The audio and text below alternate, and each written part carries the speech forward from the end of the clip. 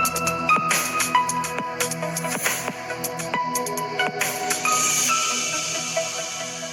Friends, എല്ലാവർക്കും മറ്റൊരു പുതിയ വീഡിയോയിലേക്ക് സ്വാഗതം. It's me Akhil Satheesh and welcome to Akhil Satheesh world.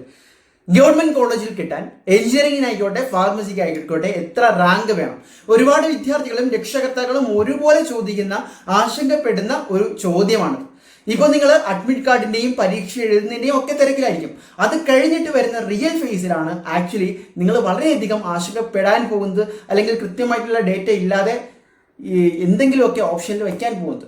അപ്പോൾ ആ ഒരു ഘട്ടത്തിൽ അങ്ങനെ സംഭവിക്കാതിരിക്കാൻ നിങ്ങൾക്ക് ഇപ്പോഴേ കൃത്യമായിട്ടുള്ള ഐഡിയ ഉണ്ടായിരിക്കണം എത്രയൊക്കെയാണ് റാങ്ക് കട്ട് ഓഫ്. അത് നമുക്ക് കൃത്യമായിട്ട് പ്രഡിക്റ്റ് ചെയ്യാൻ പറ്റില്ല എങ്കിൽ പോലും 2025 ഡേറ്റ വെച്ച് നമുക്ക് പറയാം അതിൽ നിന്ന് വലിയ വ്യത്യാസം ഉണ്ടാകില്ല എന്ന് തന്നെ പ്രതീക്ഷിക്കുകയും ചെയ്യാം. അപ്പോൾ ബേസിക്കലി എത്ര റാങ്ക് വേണം എഞ്ചിനീയറിംഗ് കോളേജിൽ കിട്ടാൻ? ഈ എഞ്ചിനീയറിംഗ് കോളേജിൽ കിട്ടാമെന്ന് പറയുമ്പോൾ അതിലൊരു ചെറിയ പ്രശ്നമുണ്ട്. കാരണം ഓരോരുത്തർക്കും പഠിക്കേണ്ടതായിട്ടുള്ള ഇൻട്രസ്റ്റ് ഉള്ള ആവശ്യമുള്ള സബ്ജക്ട്സ് അഥവാ ബ്രാഞ്ച് വ്യത്യാസമായിരിക്കും. ഞാൻ പഠിച്ചത് CET സിവിൽ എഞ്ചിനീയറിംഗ് ആണ്. നിങ്ങൾ ഓരോരുത്തരും പഠിക്കാൻ ആഗ്രഹിക്കുന്നത് ചിലപ്പോൾ കമ്പ്യൂട്ടർ സയൻസ് ആയിരിക്കാം, അതല്ലെങ്കിൽ മെക്കാനിക്കൽ ആയിരിക്കാം. നിങ്ങളുടെ ഇൻട്രസ്റ്റിനനുസരിച്ചുള്ള ഒരു ബ്രാഞ്ച് ആയിരിക്കാം. ആ ബ്രാഞ്ച് ഗവൺമെന്റ് കോളേജിൽ കിട്ടുമോ എന്നുള്ളതാണ് നിങ്ങളുടെ ആശങ്ക. അപ്പോൾ അതനുസരിച്ച് നോക്കാം. ആദ്യം തന്നെ പറയട്ടെ, നമ്മുടെ ഓരോ ഗവൺമെന്റ് കോളേജുകളിലുമുള്ള ഡിമാൻഡും ലാസ്റ്റ് റാങ്കും ഡിഫറെൻ്റ് ആണ്. അതുപോലെ തന്നെ ഒരു കോളേജിൽ തന്നെ എടുത്താൽ ചില ബ്രാഞ്ചുകൾക്ക് ഡിമാൻഡ് വളരെയേറെയാണ്. അതുകൊണ്ട് തന്നെ അവിടുത്തെ റാങ്ക് ഔട്ട് ഓഫും വളരെ ഉയർന്നതായിരിക്കും എന്ന് പറയുമ്പോൾ നിങ്ങൾ അതിനനുസരിച്ച് 1000-നകത്തോ 2000-നകത്തോ റാങ്ക് മേടിച്ചാൽ മാത്രമായിരിക്കും ആ കോളേജിൽ അത്തരം ഒരു ഡിപ്പാർട്ട്മെന്റ് കിട്ടുക, അല്ലെങ്കിൽ ബ്രാഞ്ച് കിട്ടുക. അപ്പോൾ അതെല്ലാം അവിടെ വെച്ചുകൊണ്ട് നിങ്ങളുടെ ഒരു ബേസിക് അണ്ടർസ്റ്റാൻഡിങ്ങിലേക്ക് വേണ്ടി പറയുകയാണ്.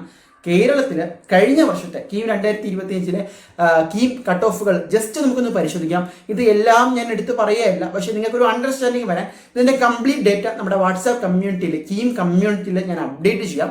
അത് കഴിഞ്ഞിട്ട് നമുക്ക് സംശയങ്ങൾ ഡിസ്കസ് ചെയ്യാം. അപ്പോൾ എന്തായാലും ജസ്റ്റ് ഒരു അവയർനെസ്സിന് വേണ്ടിയാണ്. ഇതിൽ തന്നെ applied electronics and instrumentation AEI ഭയങ്കരമായിട്ട് ഇപ്പോൾ ഡിമാൻഡ് ഉള്ള ഒരു സബ്ജക്റ്റ് ആണ്. അതിന്റെ ലാസ്റ്റ് റാങ്ക് എന്ന് ഇവിടെ സൂചിപ്പിച്ചിട്ടുള്ളത് ഫസ്റ്റ് അലോട്ട്മെന്റ് ഉണ്ട്, അതിന് മുമ്പ് ട്രയൽ അലോട്ട്മെന്റ് ഉണ്ട്, then first allotment, then second allotment. Second അലോട്ട്മെന്റിൽ ഞാൻ ഈ പറയുന്ന ഓരോ കോളേജുകളിലും അഡ്മിഷൻ കിട്ടിയ കുട്ടിയുടെ അവസാനത്തെ റാങ്കാണ്, കീം റാങ്കാണ്. അപ്പോൾ ഇവിടെ നോക്കാം, ഇതിൽ നമ്മൾ നോക്കാൻ നേരത്ത് ഒരു വൈരുദ്ധ്യം കൂടിയുണ്ട്. നിങ്ങൾ സാധാരണ ഒരു റാങ്ക് മേടിക്കുന്നു. ഇപ്പോൾ ഫോർ എക്സാമ്പിൾ നിങ്ങൾ ജനറൽ കാറ്റഗറിയാണ്. ജനറൽ കാറ്റഗറിയിൽ നിങ്ങളുടെ റാങ്ക് 1000 മേടിക്കുന്നു. അതേസമയം നിങ്ങൾ SC/ST കാറ്റഗറിയിൽ ഒരു 4000 റാങ്ക് മേടിക്കുന്നു. ഇവിടെ ഏകദേശം ഞാൻ ഒരു എസ്റ്റിമേഷനാണ് പറയുന്നത്, ഈ 2 പേർക്കും കിട്ടുന്ന പരിഗണന ഒരുപോലെ ആയിരിക്കും. കാരണം മറ്റേയാൾ ഈ SC/ST കാറ്റഗറിയിൽ 4000 മേടിച്ച കുട്ടി ചിലപ്പോൾ റാങ്ക് ലിസ്റ്റ് വരുമ്പോൾ, കാറ്റഗറി റാങ്ക് ലിസ്റ്റ് വരുമ്പോൾ നിങ്ങളെ കാലം മുകളിലായിരിക്കും. നിങ്ങളുടെ കാറ്റഗറി മീൻസ് ജനറൽ റാങ്ക് ലിസ്റ്റിൽ നിങ്ങൾ താഴെയുമായിരിക്കും. അങ്ങനെ നോക്കുമ്പോൾ ഓരോ കോളേജിലും ഓരോ കാറ്റഗറി ഇത്ര % റിസർവേഷൻ ഉണ്ട്. അപ്പോൾ അവർ മുകളിലേക്ക് പോകാനുള്ള സാധ്യതയുണ്ട്. അപ്പോൾ കീം റാങ്ക് ലിസ്റ്റിനെ പോലെ തന്നെ പ്രധാനമാണ് ഈ കാറ്റഗറി റാങ്ക് ലിസ്റ്റും. അതും നിങ്ങൾ മനസ്സിൽ വെച്ചേക്കാം. ഡീറ്റെയിൽഡ് ആയിട്ട് വരുന്ന വീഡിയോകളിൽ പറയാം. അപ്പോൾ ഈ ഒരു അപ്ലൈഡ് ഇലക്ട്രോണിക്സിന്റെ തന്നെ എടുത്ത് നോക്കിക്കഴിഞ്ഞാൽ നമ്മുടെ CET തന്നെ എടുക്കാം. CET ജനറലിൽ കിട്ടിയിരിക്കുന്ന ലാസ്റ്റ് റാങ്ക് സെക്കൻഡ് അലോട്ട്മെന്റിൽ അവസാനം കിട്ടിയിരിക്കുന്ന കുട്ടിയുടെ റാങ്ക് എന്ന് പറയുന്നത് 2131 ആണ്. മനസ്സിലാക്കുക, 2131. അതേസമയം അതേ CET കോളേജിൽ SCക്ക് കിട്ടിയിരിക്കുന്ന കുട്ടിയുടെ റാങ്ക് മനസ്സിലാക്കുക 26315. അപ്പോൾ നിങ്ങൾക്ക് ഏതെങ്കിലും തരത്തിലുള്ള റിസർവേഷൻ ഉണ്ട് എങ്കിൽ റാങ്ക് ഒരു പക്ഷേ കുറഞ്ഞാലും നിങ്ങൾ വിചാരിക്കുന്ന ടോപ്പ് കോളേജുകളിൽ, ടോപ്പ് ബ്രാഞ്ചുകളിൽ അഡ്മിഷൻ കിട്ടാനുള്ള സാധ്യതയുണ്ട്. അതുപോലെ തന്നെ ഇവിടെ നോക്കാം, മറ്റൊരു കാറ്റഗറി നമുക്ക് എടുക്കാം. ഈഴവ കാറ്റഗറിയിൽ അവിടെ ഇപ്പോൾ റാങ്ക് കിട്ടിയിരിക്കുന്ന ലാസ്റ്റ് റാങ്ക് എന്ന് പറയുന്നത് 2889 ആണ്. അപ്പോൾ വീണ്ടും റാങ്ക് താഴോട്ട് പോയി. ഇനി മറ്റൊരു സിനാരിയോ ഞാൻ പ്രധാനമായിട്ടും എടുത്തു പറയാം. നമുക്ക് എല്ലാവർക്കും വളരെയധികം നിങ്ങൾ പഠിക്കണമെന്ന് ആഗ്രഹിക്കുന്ന കോഴ്സാണ് AE and ML ഒക്കെ. ഇപ്പോൾ പുതിയ ന്യൂ കോഴ്സാണ്, ഇപ്പോൾ 2024 സ്കീമിന് ശേഷം വന്ന കോഴ്സാണ്. അത് തന്നെ നമ്മുടെ പ്രധാനപ്പെട്ട കോളേജുകളുടെ എടുത്തു കഴിഞ്ഞാൽ for example Mohandas college of engineering technology Thiruvananthapuram നോക്കാം. അവിടെ സ്റ്റേറ്റ് മെറിറ്റിൽ കിട്ടിയിരിക്കുന്നത് 56,059 ആണ്.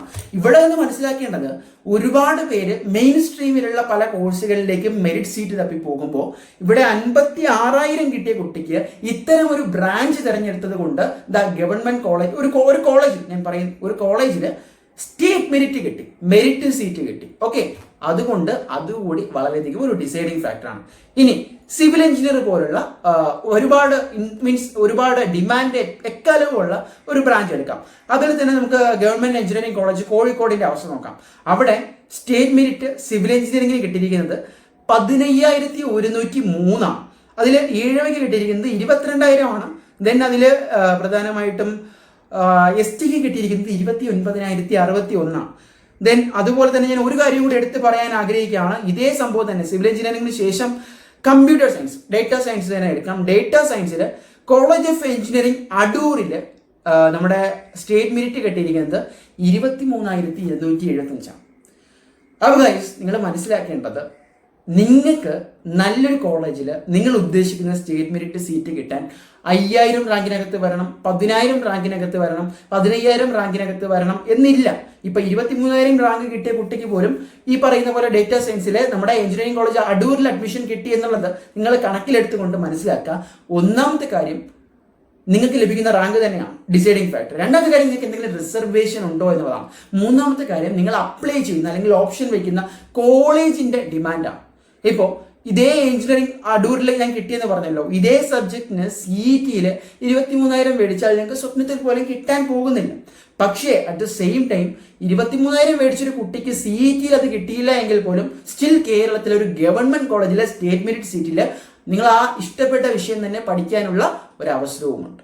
അപ്പോൾ നിങ്ങളുടെ റാങ്ക് ചിലപ്പോൾ വളരെ താഴോട്ട് പോയാൽ പോലും ഇത്തരത്തിൽ ഗവൺമെന്റ് കോളേജിൽ തന്നെ സീറ്റ് ഉറപ്പിക്കാനുള്ള നിരവധി വഴികളുണ്ട്. അവിടെയാണ് നിങ്ങൾ ഓപ്ഷൻ രജിസ്ട്രേഷനിൽ വയ്ക്കുന്ന ഓർഡറും നിങ്ങളുടെ ആ തിരഞ്ഞെടുക്കുന്ന കോളേജുകളും അവിടുത്തെ ലാസ്റ്റ് റാങ്ക് കട്ട് ഓഫുകളും വളരെയധികം വലിയൊരു ഗെയിം കളിക്കുന്നത്. അപ്പോൾ തൽക്കാലം ഇത്രയൊക്കെ മതി, കൂടുതൽ പറഞ്ഞ് ഞാൻ ആശങ്കപ്പെടുന്നില്ല. സംഗതി സിമ്പിളാണ്. നിങ്ങളൊരു ഗവൺമെന്റ് എഞ്ചിനീയറിംഗ് കോളേജ് ആണ് ആഗ്രഹിക്കുന്നുള്ളത് എങ്കിൽ തീർച്ചയായിട്ടും റാങ്ക് വലിയൊരു ഡിസൈഡിങ് ഫാക്ടറാണ്. പക്ഷേ ഇൻ കേസ് റാങ്ക് വളരെ പിറകിലോട്ട് പോയാൽ പോലും നിങ്ങളുടെ പല കാര്യങ്ങളും എടുത്തുകൊണ്ട് നിങ്ങൾക്ക് എഞ്ചിനീയറിംഗ് കോളേജുകളിൽ തന്നെ അവസാന സമയത്ത് സീറ്റ് കിട്ടാനുള്ള ഒരു വഴിയുമുണ്ട് എന്ന് മനസ്സിലാക്കുക, സിമ്പിളായിട്ട് പറഞ്ഞു. ഓക്കെ, സ്റ്റിൽ CET പോലൊരു കോളേജിൽ ഒരു CS ഒക്കെ പഠിക്കണമെങ്കിൽ നിങ്ങൾ നല്ലൊരു റാങ്ക് തന്നെ മേടിക്കണം. അതിന്റെ കണക്കുകൾ ഞാൻ തൽക്കാലം പറയുന്നില്ല. ഇപ്പോൾ ഞാനൊരു പോസിറ്റീവ് നോട്ടാണ് തരുന്നത്. മറ്റൊരു വീഡിയോ ആയിട്ട് കാണാം. തൽക്കാലം നിർന്നു. ബൈ.